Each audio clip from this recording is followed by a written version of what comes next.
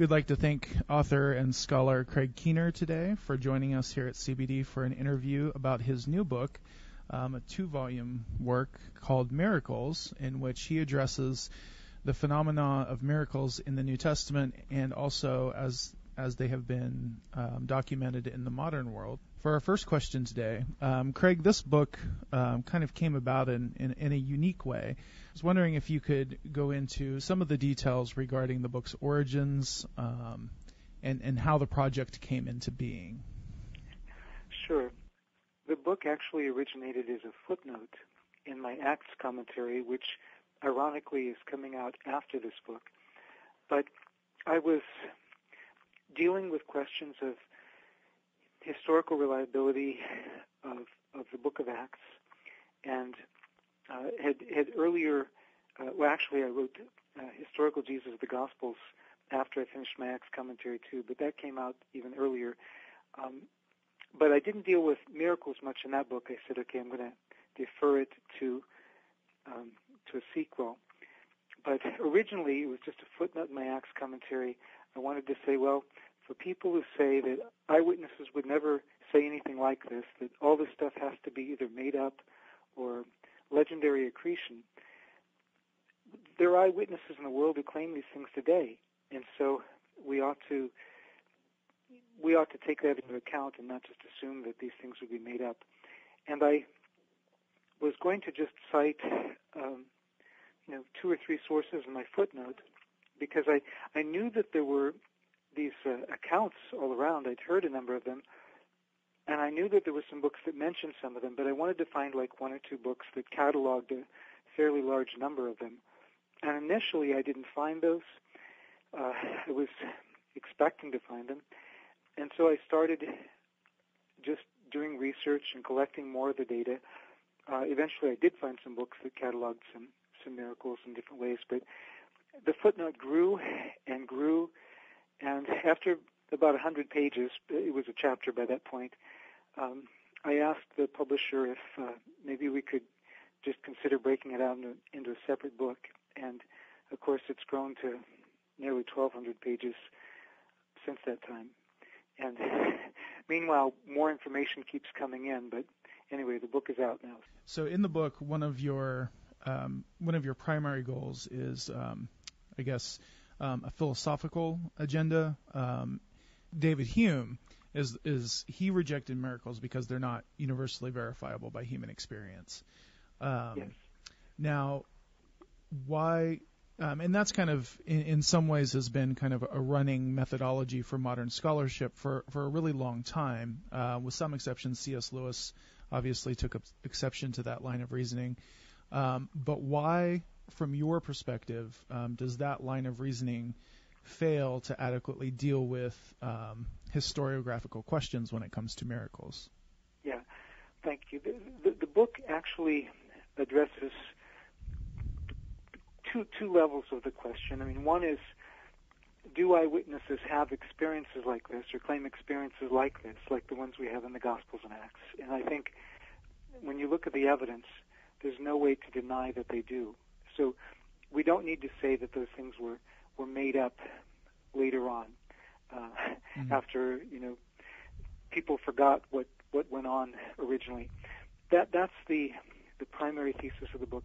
But the secondary thesis of the book is the one that is more controversial, in the sense that I'm arguing that we don't need to, once we note these experiences, we don't need to a priori dismiss them as actual miracles. What scholars sometimes do is a neutral approach, saying let's just describe the experiences and not talk about whether they're actually divine or supernatural acts or not. And that's a legitimate approach. I mean, you're just saying, okay, this is what we're going to look at. We're not going to ask the other questions. But the idea that one has to screen it out so that one can't believe that these are divine acts, as you said, that's based on the legacy of David Hume and his philosophy. Actually, it wasn't just Hume.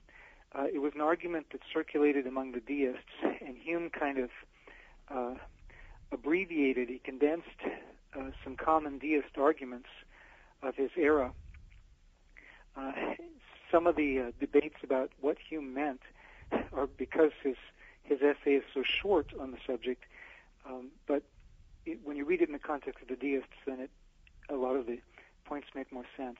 Mm-hmm. But Hume's argument is, well, actually, it's a long argument, a short essay, but I mean, it's a longer argument than I'm going to summarize here. But just part of the heart of his argument is that from universal, uniform human experience, we don't believe, we don't have any reason to believe miracle reports because uniform human experience is against that. And what we can extrapolate based on natural law is from this uniform human experience. The problem with Hume's argument, he got away with it in his day, although some people did try to call him on it. His argument is circular because he assumes human experience to be uniform and uses that to exclude miracle claims that actually show that human experience might not be uniform. He does it even with some, in his own day, well, earlier than his own day. Pascal's niece, Blaise Pascal's niece, was healed of an organic running eyesore. It stank. Everybody knew about it around her. She was instantly and publicly healed of this. There were many witnesses, the Queen Mother of France and her own physician to verify it. Hume cites this and then says, okay, well, this is better attested than any miracle we have in the New Testament. But since we know that miracles don't happen, this really didn't happen, and therefore it just shows you that even when you have good witnesses, miracles don't happen. Well, It's an entirely circular argument. Right. So miracles don't happen because they can't happen. Right, and they can't happen because they don't happen. Right. And it's very convenient. He got away with that in his day partly because he was writing in a setting where a lot of Protestants were attacking Catholic claims to miracles. It was part of the polemic among Christians, and he just took it over and applied it to all the miracles. Now, he got away with it partly because there were not widespread reports of miracles with widespread documentation of them. But today, his argument really needs to be re-examined because if you can't argue from uniform human experience when you have hundreds of millions of people claiming that their experience is different from that. There was a Pew Forum survey in 2006 of Pentecostals and Charismatics in just 10 countries. And in those 10 countries alone, if you add up the claims of those who claim to have witnessed or experienced divine healing, the claims come up to about 200 million people. Wow. But what is more striking is the rest of the other people in the survey, because they said of the people the Christians who didn't claim to be Pentecostal or charismatic, about 1/3 of them in these 10 countries claimed to be to have witnessed or experienced divine healing. Now, you can argue one way or the other in any given case whether you think that this was an actual case of divine healing. But what you can't do is simply say we have uniform human experience by which we can explain away these. No, you have some people who haven't had this experience, and you have other people who claim to have had it. You don't have uniformity. Hume's argument simply doesn't work. Right. Well, yeah, and this discussion, it leads in two directions. On the philosophical side, do you think that because Hume's argument seems to be really pushing kind of a universal narrative of what's possible in terms of the miraculous, he's saying that it can happen to anybody. Has postmodernism cleared away at least enough space to allow us to say, well, Hume's argument, because it's so universally labeling, that we can see the faults in it now, and now maybe we can move in a new direction. Has postmodernism in that way been beneficial to people's perception of miracles in the West, do you think? Yeah, in that sense, I mean, I'm not staking out a position on postmodernity, or and I'm not necessarily endorsing every idea that has been classified as postmodern. But having said that, yes, I mean, I think that in a context where we try to take seriously diverse experiences, which postmodernism talks about, certainly you can't just dismiss people's claims of these experiences. People come up with different explanations for them, but you can't just dismiss them. Right. The other question that this pushes us towards is something that does get addressed in your book. It's kind of the Western bias that we have, kind of the majority world, where our experience reflects a certain perspective, whereas Christians in third world countries and places like Africa seem to be much more willing to directly point out, to believe in, even to describe miraculous experiences. Were you able to, what do you think are the reasons for the bias that many in the West seem to have against miracles, but then in these third world countries that seems so much more prevalent?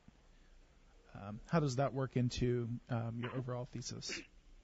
Well, part of it, in the West, we live with the legacy of David Hume.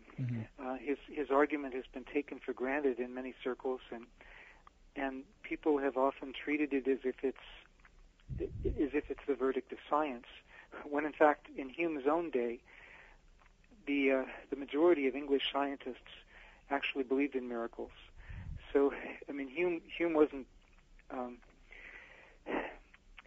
making a scientific argument; he was making a philosophic argument. Right. It's a matter of philosophy of science rather than of empirical observation and experimentation. It's not. But at the same time, in the majority world, where people haven't been shaped by that legacy, people are more open. They have different ways of looking at things. But also, I think, in places where the need is very desperate, people are more likely to depend on God. My wife is from Africa, and she's talked about various things that most of us would, as Christians, would consider miracles. But she says life in Africa is a miracle, because we have to depend on God so much. I mean, the need is so much, the suffering is so great, that people just have to depend on God. And when you're in situations like that, I think people are more likely to turn to God and more likely to experience God's activity. Yeah.